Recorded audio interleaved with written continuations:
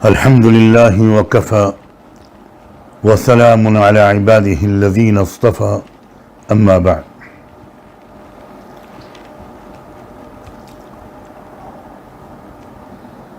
قابل احترام بھائیوں اور بہنوں،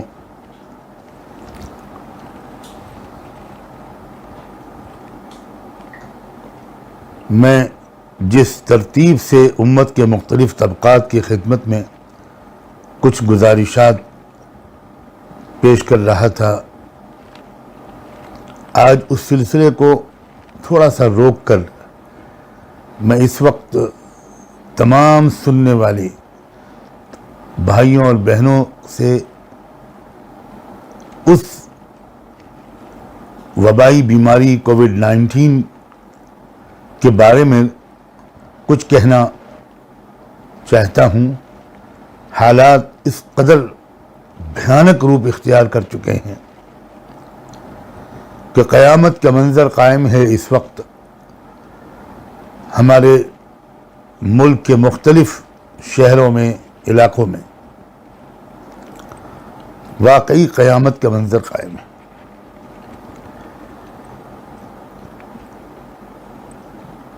ہزاروں لوگ اس مرض کا شکار ہو رہے ہیں اور کسی اسپتال میں ایک بیڈ خالی نہیں بچا. لوگ ایک اسپتال سے دوسرے اسپتال اور دوسرے سے تیسرے اسپتال تک جاتے جاتے دم توڑ رہے ہیں. اس تصویر کی منظر کشی کرنا بہت مشکل ہے جو اس وقت زمین پر اس وقت ہمارے ملک میں بنی ہوئی ہے.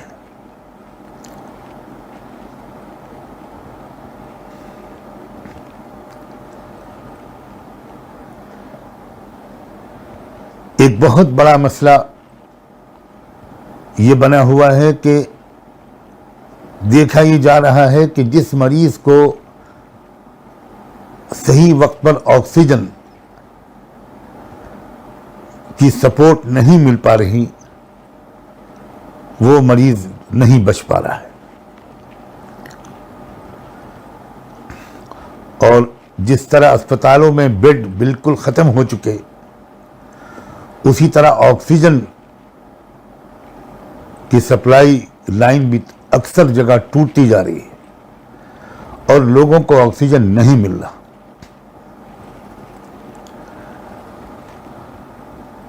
اس لیے اس وقت یہ بھی اپنا ایک فریضہ ہے کہ اگر اس سلسلے میں بھی چند جملے اپنی پوری قوم، پوری انسانی برادری، پوری اسلامی برادری سب کے سامنے کوئی بات کہی جا سکے تو ضرور کہی جائے. میں آپ سے یہ بھی گزارش آج کروں گا کہ میرے اس بیان کو، آج کی ان معروضات اور گفتگو کو آپ زیادہ سے زیادہ پھیلائیں اور اس کو صرف مسلمانوں تک محدود نہ رکھیں. زیادہ سے زیادہ کچھ اس کی کوشش کریں کہ زیادہ سے زیادہ اللہ کے بندے اور بندیاں وہ کسی طرح اس بات کو سن لیں.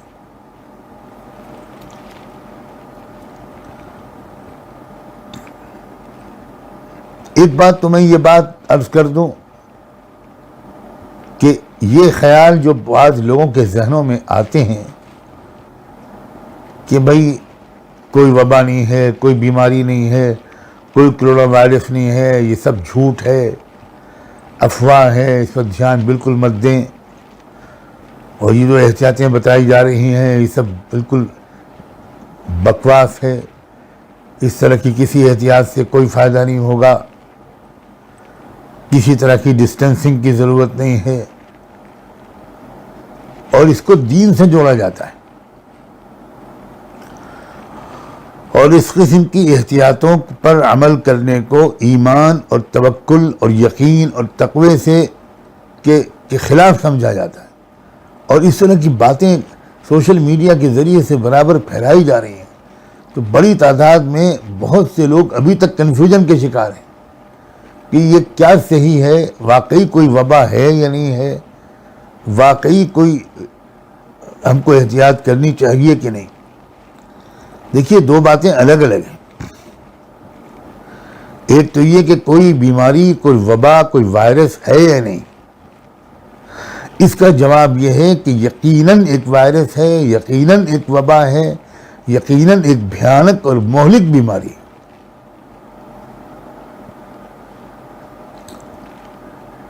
اور یہاں تک اس سوال کے جواب کا تعلق ہے کہ کیا اس بیماری کے پھیلانے میں کچھ شیطان نما انسانوں کی کوشش کا، ان کی انجینئرنگ کا بھی کوئی حصہ ہے؟ تو اب جو حقائق اب تک آ چکے ہیں سامنے، اس سے تو یہ بات شاید میں اگر یہ کہوں کہ تقریباً طے اور یقینی ہو چکی ہے کہ جی ہاں، اس وائرس کے اس کو اتنا خطرناک بنانے میں کچھ شیاطین انس کا کبھی حصہ ہے. انہوں نے واقعی اس میں اس طرح کی انجینئرنگ کی ہے کہ یہ بہت زیادہ خطرناک ہو گیا. میں یہ بات سرسری طور پر نہیں کہہ رہا ہوں. اب تک میں پچھلے 1 سال سے اس سلسلے میں جو سائنسدانوں، میڈیکل سائنس کے ماہرین نے جو ریسرچ کیا ہے، اور یہ ریسرچ کرنے والے جن کی طرف میں اشارہ کر رہا ہوں، ان میں ایک بھی مسلمان نہیں ہے. کوئی یہ کہا جائے کہ یہ مسلمانوں کی طرف سے یہ الزام لگایا جا رہا ہے، نہیں، یہ نان مسلم انٹرنیشنل حیثیت کے سائنسدانوں کی طرف میں اشارہ کر رہا ہوں، جن میں سے اکثریت یورپ بیسڈ ہے. کئی سے ڈاکٹروں نے جرمنی میں اور اسی طرح یورپین کچھ اور ملکوں میں اپنی آرگنائزیشنز بنا رکھی ہیں جو یہ اپنے ریسرچ کے نتائج کو منظر عام پر لا رہے ہیں لوگ. تو خیر، اب وہ انجینئر ہے، یہ تو طے ہے تقریباً، واقعی اس میں انسانی ہاتھ ہے. لیکن انسانی ہاتھ ہے یہ الگ بات ہے، اور یہ کہ یہ واقعی بیماری ہے، پھیلائی جا رہی ہے، پھیل رہی ہے، اور اس سے بچنے کے اسباب بھی ہم کو اختیار کرنے چاہیے دعاؤں کے پورے اہتمام کے ساتھ.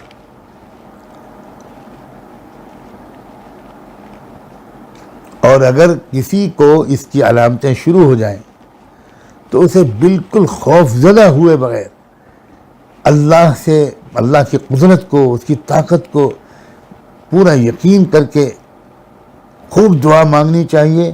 اس سے اس کے اندر ایک قوت ارادی بھی مضبوط ہوگی.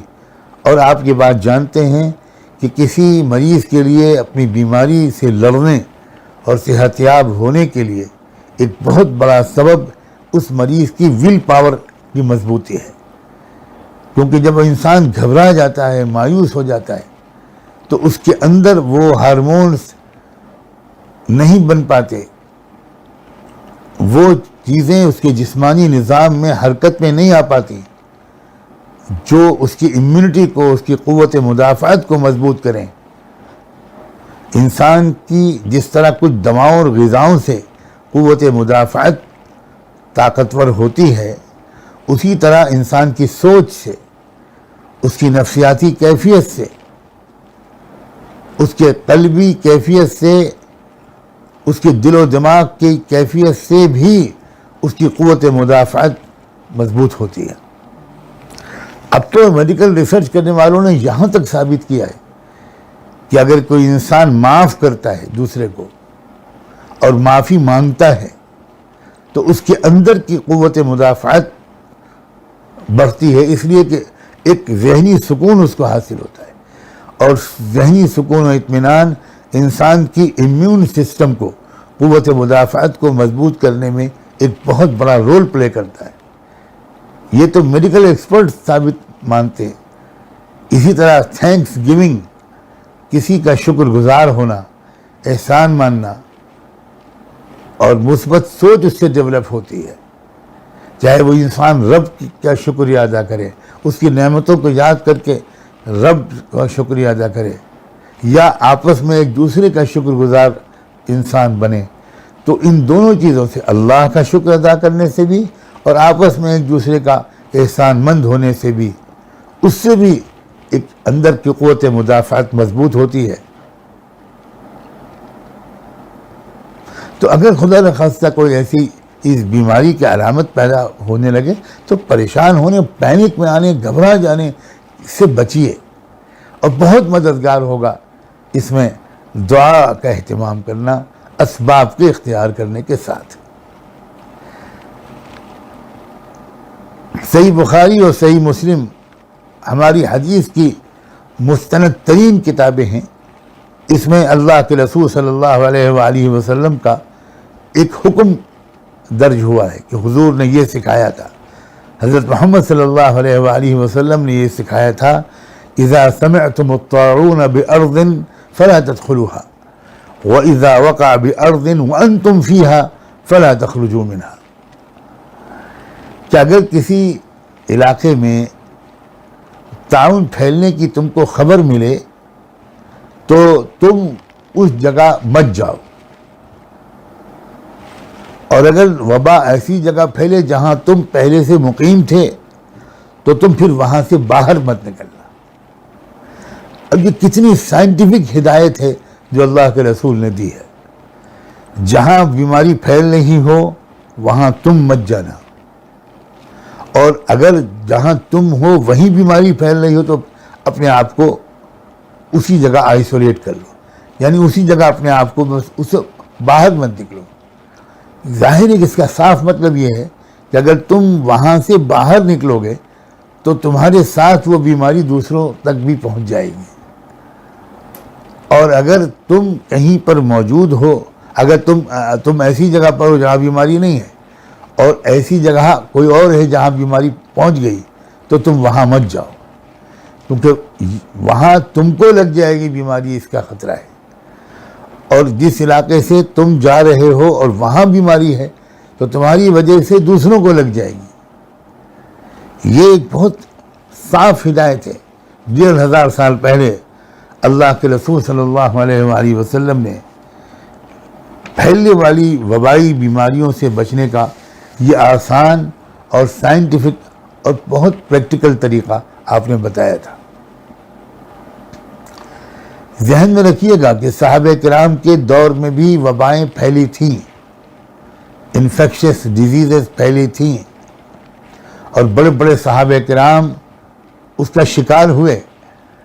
سیدنا ابو عبیدہ بن جراح، سیدنا معاذ بن جبل، وہ طاعون کی بیماری میں مبتلا ہو کر شہید ہوئے.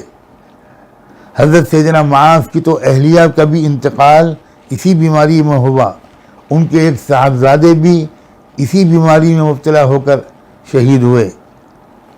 اور یہاں تک مستند تاریخ کی کتابیں بتاتی ہیں کہ اس دور میں 25,000 افراد تقریباً اس بیماری کا شکار ہوئے تھے، جن میں صحابہ کرام بھی تھے اور تابعین بھی تھے.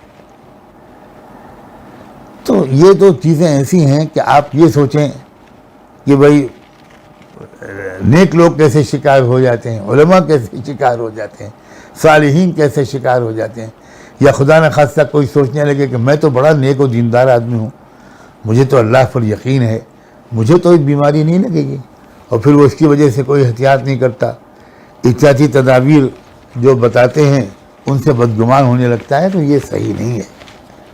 یہ اللہ تعالیٰ نے اس دنیا کو بڑے عجیب و غریب ایک سائنٹیفک اصولوں کے تحت اللہ تعالیٰ نے پیدا کیا ہے.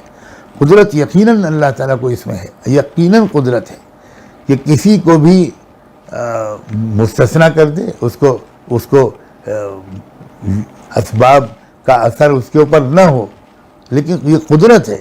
ایسا اللہ تعالیٰ عام طور پر کرتے نہیں ہیں.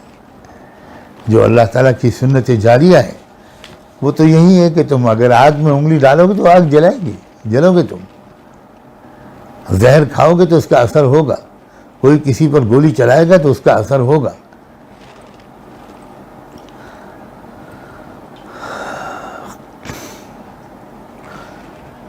یہ تو میں نے ابھی 2 صحابہ کا نام لیا، ابو عبیدہ بن جراح، معاذ بن جبل. تو ان کے جانے کے بعد ملک شام کی قیادت سیدنا عمرو بن عاص کے ہاتھ میں آئی تھی، اور انہوں نے ایک حکم جاری کیا پوری قوم کے لیے، پوری ملت اسلامیہ کے لیے، اور اس علاقے میں رہنے والوں کے لیے خاص طور پر. اور اس حکم کے الفاظ بھی آپ کے سامنے میں پیش کرتا ہوں. انہوں نے فرمایا تھا الوباء کالنار وانتم وقودها فتفرقوا وتجبلوا، کہ فرمایا کہ وبائی بیماری آگ کی طرح ہوتی ہے جس کا ایندھن انسان بنتے ہیں، اس لیے الگ الگ ہو جاؤ. فتفرقوا، فاصلہ رکھو، بہت زیادہ اختلاط مت کرو، تھوڑے دن کے لیے ذرا الگ الگ ہو جاؤ. یعنی کوئی کہنا چاہے تو کہہ سکتا ہے کہ فزیکل ڈسٹینسنگ مینٹین کرو.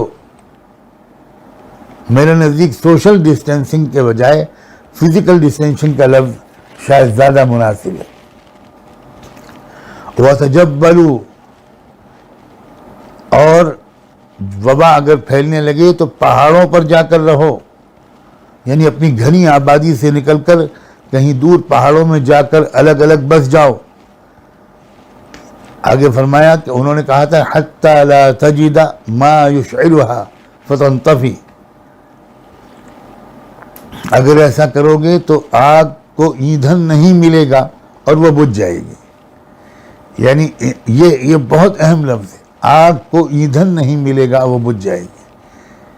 تو جب تک یہ انسانوں کو لگتی رہے گی وبا تو وہ وبا زندہ رہے گی، اور جب انسان اس کو نہیں ملیں گے، ڈھونڈ نہیں پائے گی وہ انسانوں کو. انسانوں نے اس طرح دور دور رہنا شروع کر دیا، الگ الگ مقامات پر چلے گئے، گھنی آبادی شہری آبادی سے باہر نکل گئے، تو پھر یہ آگ بجھ جائے گی، وبا ختم ہو جائے گی.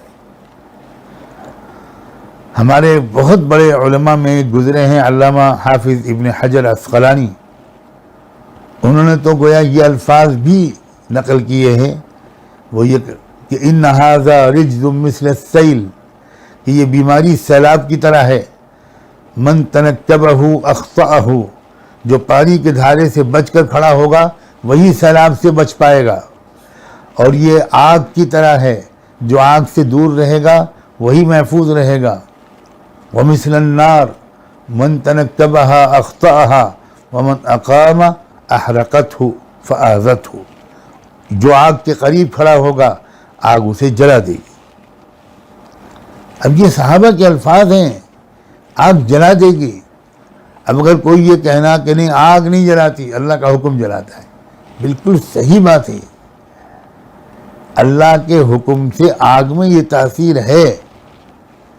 اب یہ تو حضرت سیدنا ابراہیم علیہ السلام کے لیے اللہ تعالیٰ نے تھوڑی دیر کے لیے اس آگ کے اندر سے یہ تاثیر نکال دی، اور اس کو تو الٹا اللہ نے براہ راست کہہ دیا آگ سے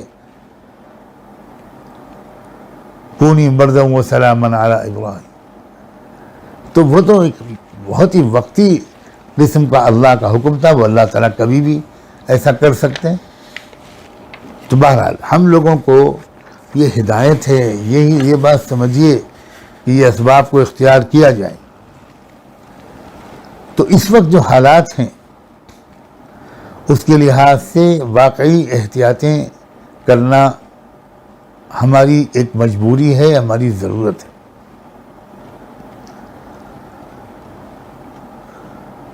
ان احتیاطوں کے ساتھ ساتھ جو بھی اسباب بتائے جا رہے ہیں ان کو اختیار کرنے کے ساتھ، جیسا کہ میں نے ابھی درمیان میں کہا تھا، شروع میں کہا تھا کہ آکسیجن کا مسئلہ بہت زیادہ بہت بنیادی اہمیت اختیار کر گیا ہے. اس بارے میں ایک خاص بات اور بھی کہنا چاہتا ہوں. دیکھیے، آکسیجن کی اتنی سپلائی نہیں ہو پا رہی ہے جتنی ڈیمانڈ ہے. یہ بہت بڑی کمی ہے یقیناً. اس میں ہماری حکومت کا، سرکار کا ٹوٹل فیلیور ہے.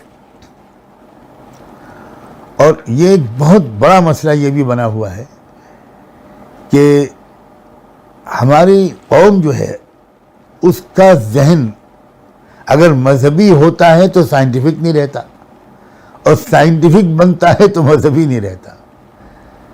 یہ جو معجزہ ہے محمد الرسول اللہ کا، اور یہ اسلام کی خصوصیت ہے کہ اسلام نے اعلیٰ درجے کا مذہبی اور اسپریچول اور روحانی ذہن بھی بنایا، اور بیک وقت اسی وقت ایٹ دا سیم ٹائم بہترین قسم کا سائنٹیفک اپروچ بھی سکھائی. یہ اسلام کی بڑی زبردست خصوصیت ہے. مسلمانوں میں بھی اب یہی تقسیم ہو گئی. وہ لوگ جو سائنٹیفک ایک ویژن یا اپروچ رکھتے ہیں وہ زیادہ متوجہ نہیں ہوتے مذہبیات کی طرف، روحانیات کی طرف.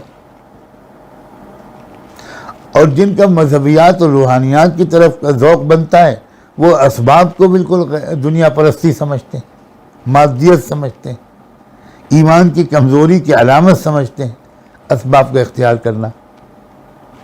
اور اسی دونوں ایکسٹریم میں گویا لوگ پھنسے ہوئے ہیں.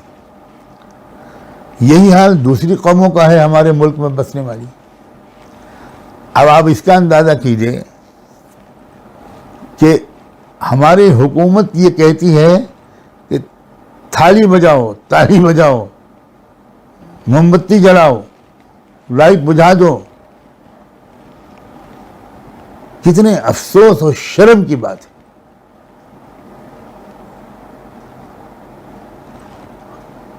جو چیز سکھائی ہے اسلام نے اس کو اپنائیے، اس کو سمجھیے، اس کو اپریشیٹ کیجیے، اس کی گہرائی میں اترنے کی کوشش کیجیے.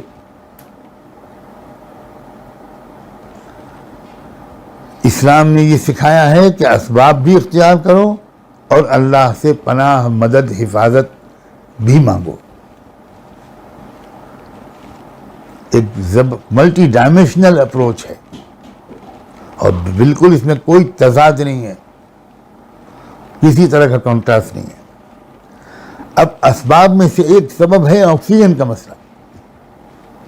یہ بالکل دیکھا جا رہا ہے کہ جس کو وقت پر آکسیجن مل جاتی ہے الحمدللہ وہ بچ جاتا ہے، اور جن کو وقت پر آکسیجن نہیں مل پاتی وہ بیچارے دم توڑ دیتے ہیں. تو اب اسپتالوں میں آکسیجن نہیں مل رہی ہے تو ایک اس کا متبادل بتانا چاہتا ہوں. دیکھیے، ایک چیز ہوتی ہے آکسیجن کنسنٹریٹر، ایک ہے آکسیجن سلنڈر، یہ نہیں مل پا رہا ہے. ایک ہے آکسیجن کنسنٹریٹر، ایک مشین ہوتی ہے جس کو اگر آپ اپنی پلگ لگا دیں اور الیکٹرک سے اس کو جوڑ دیں تو وہ آکسیجن بناتی ہے، اور وہ مریض کی ناک میں اس کی پائپ ڈال دیا جائے ہلکا سا، بالکل باریک سا، تو آرام سے آکسیجن ملتی رہتی ہے. یہ خرید کر اپنے گھر میں رکھا جا سکتا ہے. میں کوشش کرتا ہوں انشاءاللہ کہ آج ہی اسی بیان کے بعد فوراً ایک ویڈیو کے ذریعے اس کی کچھ تفصیلات بھی آپ کی خدمت میں بھجوا دوں. وہ آن لائن اویلیبل ہے اس وقت، اور ہو سکتا ہے بہت سے شہروں میں ڈیلرز میں کے یہاں بھی، ان کی شاپس میں بھی، ان کے شو روم میں بھی مل جائے. ایک بار یہ خرید لیجئے، پھر اس کی ریفلنگ وغیرہ نہیں کرانی پڑتی. اس کا کوئی دوبارہ بھرواؤ اس کی کوئی ضرورت نہیں پڑتی. اس کا اصول یہ ہے کہ جو ہوا ہر طرف چل رہی ہے اس ہوا کو یہ لیتا ہے، یہ مشین لیتی ہے، اور نائٹروجن اس کے سے الگ کر دیتی ہے، اور آکسیجن پیور فارم میں بنا کر اس کو سب مریض کو مل جاتی ہے آکسیجن. میں خود جب اس کووڈ-19 میں مبتلا ہوا تھا تو اسی کا میں نے استعمال کیا تھا، اور اسی کے ذریعے میں تقریباً 3 ہفتے 24 گھنٹے کی آکسیجن سپورٹ پر رہا تھا، اور میرے گھر کے کئی لوگ ایک ساتھ مبتلا ہوئے تھے اور سب کو اسی سے آکسیجن سپورٹ ملی اور اللہ نے فضل فرمایا۔ میں تو یہ بھی درخواست کرتا ہوں آج بہت ہی اہمیت کے ساتھ کہ آپ میں سے جتنے حضرات اس کو خرید کر اور اپنے محلوں میں، اپنے آس پاس کے علاقے میں اس کا انتظام کر سکیں، اعلان کر سکیں کہ بھائی جس کسی کو آکسیجن سپورٹ کی ضرورت ہو ہمارے گھر سے وہ مشین لے جائے، یا ہماری مسجد سے لے جائے، ہمارے دفتر سے لے جائے، اور وہ ضرورت تک استعمال کر کے واپس کر دیں۔ آپ اس کو باقاعدہ اپنے پاس نوٹ کر کے اس شخص کا موبائل نمبر، اس کا پتہ وغیرہ لے کر اور اس کے حوالے کر دیجئے، اس کو سمجھا دیجئے۔ اس کے استعمال کا طریقہ بہت ہی سمپل، بہت آسان ہے، آدھے منٹ میں سمجھ میں آ جاتا ہے۔ اور کتنے اچھا ہو کہ ہمارے اہل خیر حضرات یا کئی حضرات مل کر یہ ایک مشین خرید لیں، کسی مسجد میں رکھ دیں، اور وہاں اس بات کا اعلان ہو جائے کہ بھئی جس کو ضرورت ہے یہاں سے آ کر لے جائے۔ ایک مشین خرید لیں، 2 خرید لیں، 3 خرید لیں، تاکہ دور دور تک یہ آپ دے سکیں۔ انشاءاللہ نہ جانے کتنی ہزار یا کتنی 100 جانیں بچ جائیں گی۔ اور پھر یاد رکھیے کہ ایک انسان کی زندگی کو بچا لینا، قرآن نے یہ کہا ہے کہ پوری انسانیت کی زندگی کو بچا لینے کے برابر نیک کام ہے۔ اللہ اکبر! سوچئے ذرا، اس مبارک مہینے میں اگر کسی کی کوشش کے ذریعے کسی کو دیے ہوئے اللہ کے مال کا کچھ حصہ اگر خرچ ہو گیا اور اس کے ذریعے سے ایک زندگی بھی بچ گئی، تو گویا پوری انسانیت کی زندگی بچانے کا ثواب ملے گا، اور وہ بھی اس مبارک مہینے میں۔ انشاءاللہ مغفرت ہوگی، اللہ ہمارے گناہوں کو معاف کریں گے، اللہ تعالی ہم کو اپنے عذاب کے قریب نہیں جانے دیں گے۔ اللہ تعالیٰ کو اپنے تمام بندوں اور بندیوں سے اتنا پیار ہے۔ آج ہی میں انشاءاللہ اس کا ترتیب بھی گویا بنا رہا ہوں، بلکہ بنا دی ہے میں نے، کہ خانقاہ میں یہاں اللہ کرے کہ 1-2 مشینیں آ جائیں جہاں میں اس وقت ہوں، اور اس جلد و پیش کی آبادی میں جس کو بھی ضرورت ہو یہاں سے لے جائے۔ یہی میں پورے ملک میں چاہتا ہوں، جہاں جہاں یہ آواز پہنچ رہی ہے وہاں اس مشین کو لوگ اختیار حاصل کریں، اپنے گھر کے لیے بھی آپ اس کو استعمال کریں، اور اگر 1-2 مشینیں یا 2-4 مشینیں لے لی جائیں تو انشاءاللہ وہ اپنے پورے علاقے اور محلے کے لیے کافی ہو جائیں گی۔ پھر اس کے بعد جب آپ لیں گے تو اور لوگ بھی اس کو لیں گے۔ تو اس مشین کا استعمال کیا جائے۔ آکسیجن سلنڈرز اب نہیں مل پا رہے، اسپتالوں میں آکسیجن کی سپلائی کم ہو گئی ہے، سپلائی چین ٹوٹتی چلی جا رہی ہے، اس مقدار میں آکسیجن سلنڈرز نہیں پہنچ پا رہے، ان کی ریفلنگ نہیں ہو پا رہی، اور اس میں بڑی لاپرواہی کو بھی دخل ہے، مس مینجمنٹ کو بھی دخل ہے۔ اب یہ ظاہر ہے کہ یہ الگ موضوع ہے، صرف حکومت پر ہم تبصرہ کر دیں، اپنے سوشل میڈیا پر بھڑاس نکال لیں، اس سے تو جانیں نہیں بچ پائیں گی۔ تو ہمیں اس وقت جان بچانے کی، لوگوں کی جان بچانے کی بہت زیادہ فکر کرنے کی ضرورت ہے۔ میں نے مناسب سمجھا کہ انہی بیانوں کا ایک حصہ اس کو بنا دیا جائے، اور اس کو اور زیادہ سے زیادہ اس کو وائرل کرنے کی میں گزارش آپ سے کرتا ہوں کہ ہم خوف اور ڈر کی نفسیات سے نکلیں۔ اور سچی بات تو یہ بھی ہے کہ بھئی موت ایک حقیقت ہے، اور آج نہیں تو کل اس سے سابقہ پڑنے ہی والا ہے، اور یہ تو ایسا وقت ہے کہ بالکل ہر وقت ہر شخص کے سامنے اس وقت موت کھڑی ہوئی ہے، سامنے اس کے موت ہم سے بہت قریب آ چکی ہے، پتہ نہیں کس وقت کس کی باری آ جائے۔ تو ایک گزارش یہ بھی ہے کہ بھئی ذرا اپنے معاملات کو صاف کر لیں، جلد از جلد آپس میں اگر کچھ حقوق ہیں ایک دوسرے پر تو حق ادا کر دیں، غلطیوں کی معافی مانگ لیں، ہر شخص ایک دوسرے کہ حقوق سے بالکل بری ذمہ ہو جائے. پتہ نہیں کس وقت کس کا وقت آ جائے. ایسے ہی موتیں ہو رہی ہیں, اسی طرح چلتے پھرتے لوگ جا رہے ہیں. آدمی جاتا ہے اسپتال اور یہ سوچ کر جاتا ہے کہ بس ابھی تو چند دن میں آ جاؤں گا, اور خبر آتی ہے کہ انتقال ہو گیا. تو اس وقت اس بغیر کسی خوف کے میں تو اپنے گھروں میں اس بات کا بار بار تذکرہ کرتا ہوں. اپنی اہلیہ سے کہتا ہوں کہ نہیں معلوم کہ آپ پہلے جاؤ گی کہ میں پہلے جاؤں گا, تو بھائی ایک دوسرے کو معاف کر دو.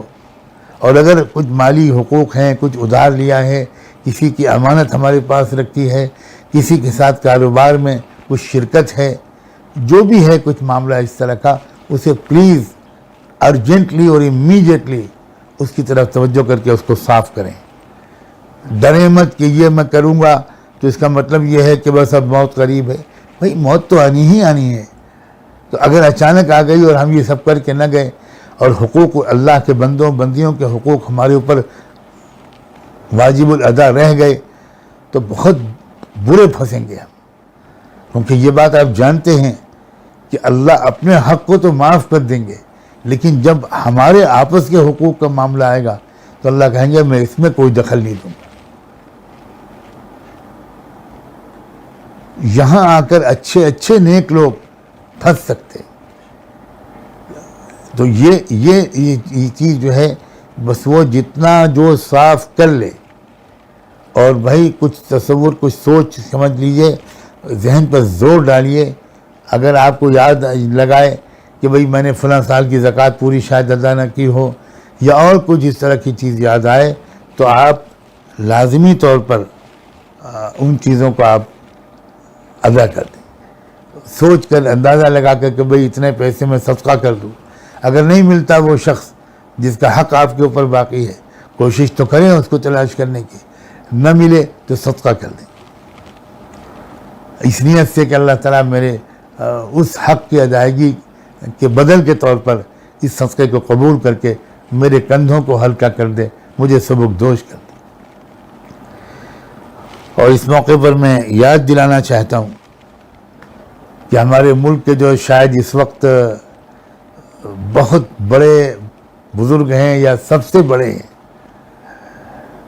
علم کے اعتبار سے بھی اور تعلق مع اللہ کے اعتبار سے بھی, اور جو ایک مومن کے اوصاف ہوتے ہیں ان کے اعتبار سے, حضرت مولانا مفتی احمد خان پوری صاحب دامت برکاتہم, انہوں نے تو ایک آڈیو بیان ابھی حال میں جاری کیا ہے جس میں انہوں نے ہم سب کو کہا ہے, تمام اہل ایمان کو خطاب کر کے کہا ہے کہ بھئی کثرت سے اس وقت درود شریف اور استغفار کی بہت کثرت کریں. چلتے پھرتے اٹھتے بیٹھتے استغفار, اپنے گناہوں کی معافی مانگتے رہیں اللہ سے, اللہ کے رسول کی خدمت اقدس میں درود و سلام کا نذرانہ پیش کرتے رہیں. اور ساتھ ساتھ انہوں نے یہ بھی فرمایا ہے کہ روزانہ اپنے گھر کے تمام افراد کی طرف سے صدقہ نکالیں. فرمایا, یہ بھی فرما دیا کہ ضروری نہیں کہ لمبی رقم ہو, لیکن تھوڑا تھوڑا صدقہ سب کی طرف سے نیت کر کے روزانہ نکالا جائے. اور یہ صدقہ جو ہے یہ وباؤں اور بلاؤں کو ٹالتا ہے. اگر ہم روزانہ اپنے گھر کے تمام افراد کی طرف سے صدقہ نکالیں گے تو اس کا مطلب یہ بلا ٹل جائے گی, ہم اس کی زد نہیں آئیں گے انشاءاللہ. تو اعمال کے ذریعے بھی اور اسباب کے ذریعے بھی اس وبا سے, اس بیماری سے, اس کووڈ-19 سے بچنے کی اور بچانے کی جو کوشش ہم اور آپ کر سکتے ہیں ضرور کریں. یہ ہے میری آج کی گزارشات کا خلاصہ. اللہ تعالیٰ عمل کرنے کی ہم سب کو توفیق دے. ہم اپنے ساتھ بھی احسان کریں اور دوسروں کی بھی خدمت کریں. زیادہ سے زیادہ خدمت کا ہم اپنے اندر جذبہ پیدا کریں. اس موقع پر بہت ہی خوشی اور امید کے احساسات جاگتے ہیں جب یہ دیکھا جاتا ہے کہ ایک بار پھر پچھلے سال کی طرح جگہ جگہ مسلمان اس وقت پھر ایک مرتبہ مریضوں کی خدمت میں سرگرم عمل ہو گئے ہیں. ہر جگہ سے یہ خبریں آ رہی ہیں کہ جو غیر مسلم لوگ موت کا شکار ہوتے ہیں ان کے گھر والے ان کی لاش کے قریب نہیں آتے اور ان کو شمشان گھاٹ تک پہنچا کر آخری رسوم ادا نہیں کرتے. مسلمان ہی اپنے مسلمان رشتہ داروں اور عزیزوں پڑوسیوں کے علاوہ ان غیر مسلم لوگوں کی آخری رسوم بھی مسلمان ادا کر رہے ہیں. مسلمان ان کو شمشان گھاٹ کی طرف لے جا رہے ہیں اور مسلمان ان کی چتا میں آگ لگوا رہے ہیں. یہ مسلمان بڑی خوشی ہوتی ہے کہ اتنے ٹوٹے پھوٹے دور میں ہونے کے باوجود خدمت کے لحاظ سے مسلمان جب ایمرجنسی حالات آ جاتے ہیں تو اللہ کا شکر ہے سب سے آگے کھڑے نظر آتے ہیں. گزشتہ سال بھی یہی ہوا تھا کہ اپنے گھروں کے لیے نکل کھڑے ہوئے ہزاروں بلکہ لاکھوں مزدوروں کی لمبی لمبی مسافتوں میں راستے میں خدمت زیادہ تر مسلمانوں ہی نے کی تھی. اور یہ تو زیادہ تر کا لفظ میں احتیاطاً استعمال کر رہا ہوں. شاید 100% خدمت مسلمانوں ہی نے کی تھی. یہی صورتحال اس وقت موجودہ جو وبا کا دوسرا تیسرا حملہ ہوا ہے اس میں بھی مسلمان ہی آگے نظر آ رہے ہیں. آپ سب کو مبارک ہو میرے دوستو، میرے عزیزو. اللہ تمہارے رتبے بلند کرے، اللہ تم کو مزید حوصلہ دے، اللہ تعالیٰ تم کو بیماریوں سے، وباؤں سے، ذلت سے، گناہوں سے محفوظ رکھے اور تم کو زیادہ سے زیادہ ہمت اور حوصلہ دے کہ تم اپنے انسانی بھائیوں اور بہنوں کی ان کی بھی خدمت کرو.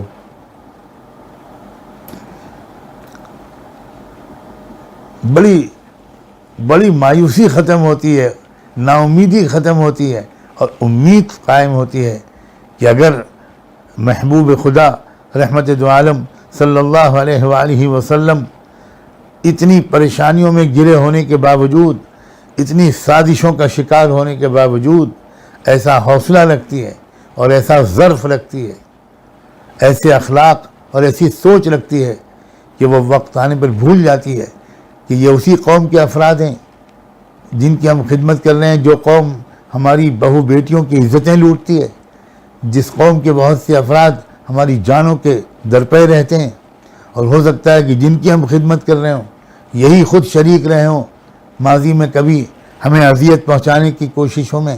یہ سب بھول جاتا ہے مسلمان اور وہ خدمت میں لگ جاتا ہے. شاباش مسلمانوں، شاباش، بہت مبارکباد کے لائق ہو. ایک بار پھر کمر کسو، ایک بار پھر خدمت کے میدان میں اترو. اور اس وقت جو خدمت کا بہت بڑا میدان ہے وہ آکسیجن کا انتظام کرنا ہے. اور اگر آکسیجن سلنڈر وغیرہ نہ مل سکے تو وہ چیز جس کو میں نے کہا آکسیجن کنسنٹریٹر، اس کو تلاش کرو.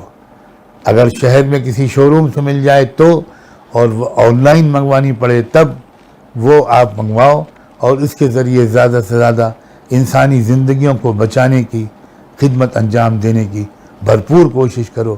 اللہ تبارک و تعالیٰ نیک نیتی اور سلیقے کے ساتھ پورے ملک میں اور ملک سے باہر بھی ہر جگہ ہمیں اور آپ کو، افراد ملت کو زیادہ سے زیادہ خدمت کرنے کی توفیق عطا فرمائے اور قبول فرمائے. وآخر دعوانا ان الحمد للہ رب العالمین وصلی اللہ تعالی علی خیر خلقہ سیدنا مولانا محمد وعلی آلہ وصحبہ اجمعین برحمتک یا ارحم الراحمین.